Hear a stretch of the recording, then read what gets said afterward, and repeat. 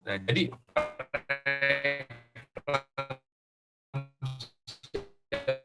berat itu sebenarnya suatu ya. Jadi pasiennya preeklamsi, kemudian dia mengalami gejala yang memberat. Sorry, internetku unstable ya.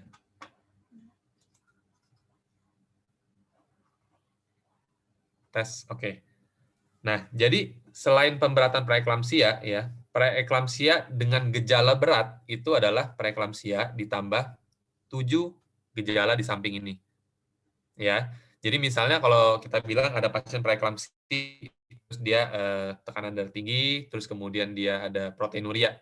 Nah, tiba-tiba 2 hari kemudian dia mengalami nyeri ulu hati, kemudian sesak napas, dan juga ada pandangan yang kabur misalnya. Nah, itu berarti dia preeklamsia dengan gejala berat. Gitu. Jadi sebenarnya itu diagnosis preeklamsia berat itu kurang tepat. Kenapa seperti itu? Karena sebenarnya tidak ada lagi istilah preeklamsia ringan. Ya, tidak ada lagi istilah preeklamsia ringan. Karena dianggapnya semua preeklamsia itu berbahaya gitu. Jadi kita nggak bisa bilang, oh ini preeklamsia ringan. Nanti takutnya disepelekan gitu. Nah, maka lebih baik digunakan diagnosisnya itu adalah preeklamsia tanpa gejala berat.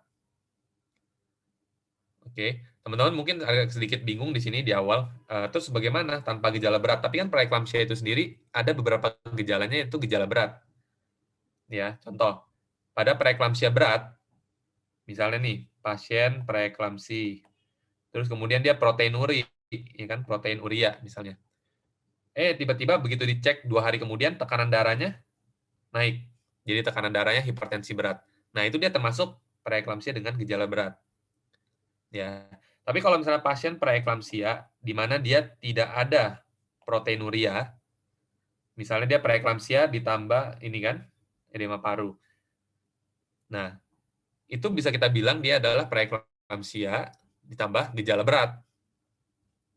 Paham ya? Jadi maksudnya adalah proteinuri itu tidak dijadikan sebagai patokan untuk mendiagnosis preeklamsia. Tapi apabila ada salah satu dari gejala 7 ini, dia udah bisa bilang preeklamsia dengan gejala berat. Oke, preeklamsia ringan sudah tidak ada ya ininya kriterianya. Kemudian mungkin teman-teman pernah dengar dengan nama sindrom HELLP, HELLP ya. Itu ini plus minus ya. Kurang lebih sekitar 20% pasien preeklamsia dengan gejala berat, dia itu mengalami sindrom HELLP. Apa sebenarnya sindrom HELLP? Di sini ada gambarnya ya. Sindrom HELLP itu adalah kondisi di mana pasiennya mengalami hemolisis, ya pemecahan sel darah merah, kemudian elevated liver enzyme. Jadi SGOT dan PT-nya itu naik ya.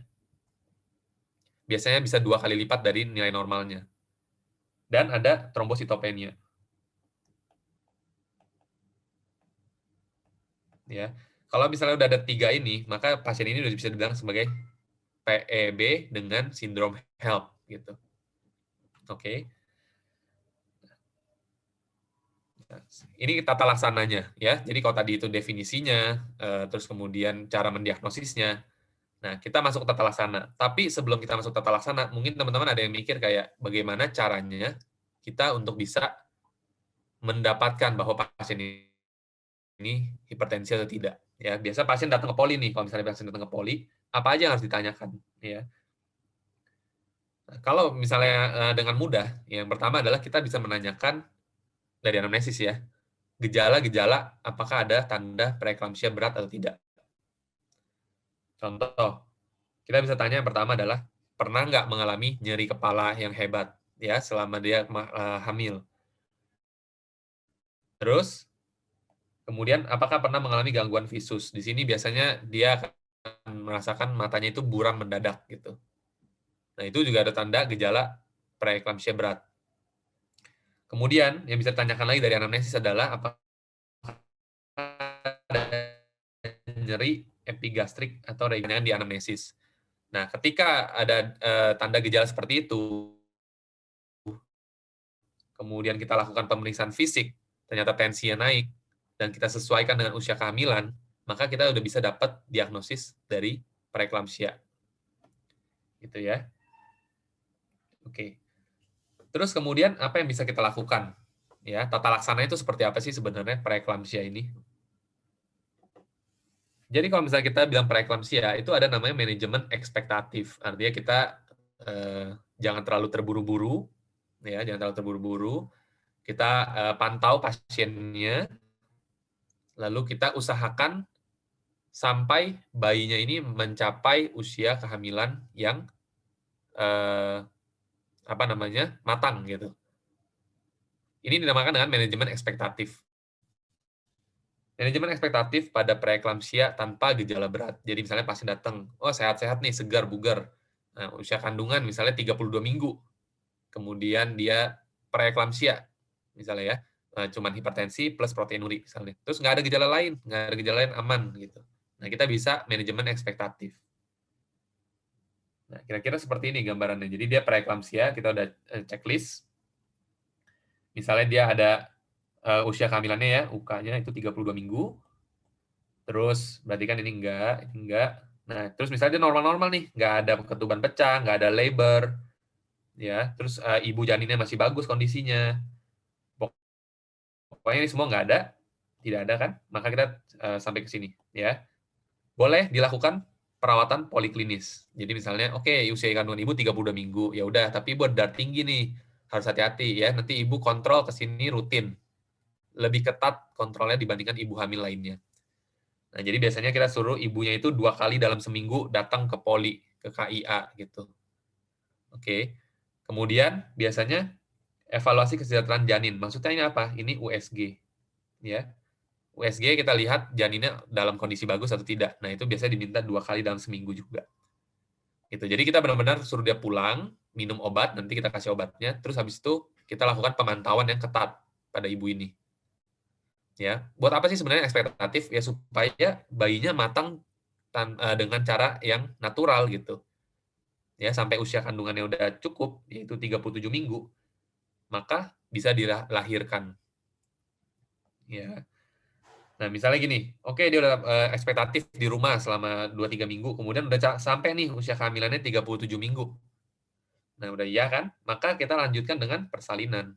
Ya, kita induksi supaya anaknya cepat-cepat keluar. Kenapa? Karena terapi yang paling sempurna untuk si siapa namanya definitif dari preeklamsia adalah melahirkan bayinya. Ya, begitu bayinya lahir, biasanya tekanan darah langsung normal, kemudian preeklamsia, resiko menjadi eklamsia menurun. Seperti itu. Oke. Nah, kalau misalnya pasien ini kita suruh ekspektatif di rumah, terus kapan kita akan suruh dia, ayo lahiran sekarang juga gitu. Ketika kalau usia kandungannya udah matang, apabila ibu dan janinnya tiba-tiba mengalami perburukan, atau misalnya tiba-tiba ibunya udah mules-mules, udah ada labor, dan juga kemudian ketubannya udah pecah. Nah, itu bisa kita bilang, oke lah, ya udah lahirin aja. Gitu. Tapi jangan lupa, kalau benar-benar usia kandungan itu di bawah 34 minggu, ya, di bawah 34 minggu, maka kita ada satu yang perlu kita perhatikan. Kita harus memberikan pematangan paru janin, ya, dengan steroid. Nanti di belakang aku bahas sedikit. Kira-kira seperti itu ya. Jadi manajemen ekspektatif pada preeklamsia tanpa gejala berat. Nah, ini rekomendasinya. Aku ambil dari POGI, ya, dari PNPK POGI 2016 sih memang, tapi sampai saat ini masih dipakai. Ya, kira-kira ini yang warna pink ini nanti kalian bisa baca sendiri. Kemudian yang tadi tabel itu grafik itu adalah rangkumannya. Nah, di sini yang mau aku tekankan adalah evaluasi ketat apa yang perlu dilakukan. Jadi, mamanya disuruh tiap hari lihat apakah ada gejala dari preeklamsia atau tidak, ya, yang bahaya, preeklamsia berat atau tidak. Kemudian gerakan janin, jangan sampai janinnya tiba-tiba udah nggak bergerak seminggu, mamanya nggak merasakan gitu, nggak peka. Ya, terus tekanan darah 2 kali dalam seminggu datang ke poli KIA.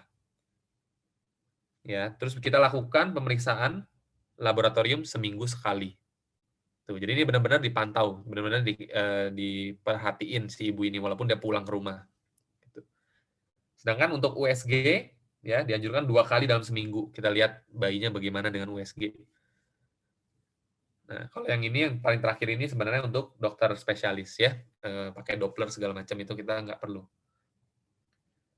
Nah, bagaimana dengan preeklamsia dengan gejala berat? Jadi pasien datang usia kandungan 33 minggu misalnya. Terus preeklamsia berat, ada nyeri kepala, nyeri ulu hati, tekanan darah tinggi. Nah, boleh nggak dia pulang? Manajemen ekspektatifnya gimana? Gitu. Nah, kalau kita lihat di sini, ya, preeklamsia dengan gejala berat atau biasa kita bilang PEB, ya, itu harus dirawat, evaluasi di kamar bersalin, nah, 24 sampai 48 jam. Kemudian kita berikan kortikosteroid untuk pematangan paru kalau dia kurang dari 34 minggu. Ya. Lalu kita berikan magnesium sulfat sebagai profilaksis dengan dosis profilaksisnya, ya. Kita berikan MgSO4. Nanti kita akan bahas di belakang. Dan kita berikan antihipertensi. Jadi obat darah tinggi, ya. Obat hipertensi gitu, ya. Nah, lalu kita lakukan biasanya ini USG, evaluasi janinnya, kemudian gejala dan tanda kita periksa laboratorium juga. Nah, jadi kalau misalnya dia ada PEB, tapi dia belum cukup matang untuk dilahirkan, maka kita harus taruh dia di kamar bersalin dulu, kita evaluasi. Kapan kita tidak boleh melakukan perawatan ekspektatif? Nah, di sini ada ya, kalau misalnya pasiennya tiba-tiba mengalami kejang, yaitu eklamsia, ya.